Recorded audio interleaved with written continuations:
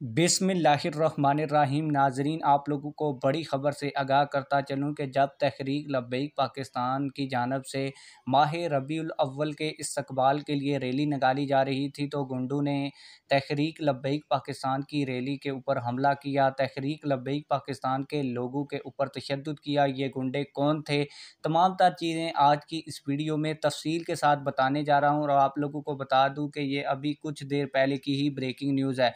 आप लोगों को बताता चलूँ कि कराची शाह फैसल कॉलोनी ज़िला कोरंगी मजलिस उलमाए अहले सुन्नत का शाह फैसल कॉलोनी की जानब से मुनक्कदा इस्तकबाल रबीउल अव्वल रैली पर पाकिस्तान सुन्नी तहरीक के बत्ताखोर दहशतगर्द गुंडों का हमला। तहरीक लब्बैक पाकिस्तान के ज़िम्मेदारान और कारकुनान के ऊपर खूब तशद्दुद किया गया। उलमाए अहले सुन्नत की जानब से शदीद इजहार मज़म्मत।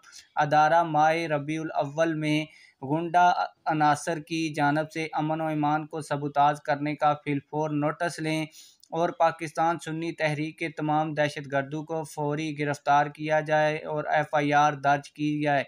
उलमाए अहले सुन्नत का अलामिया। आप लोगों की इस हवाले से क्या राय है, कमेंट सेक्शन में अपनी राय का ज़रूर इजहार कीजिए।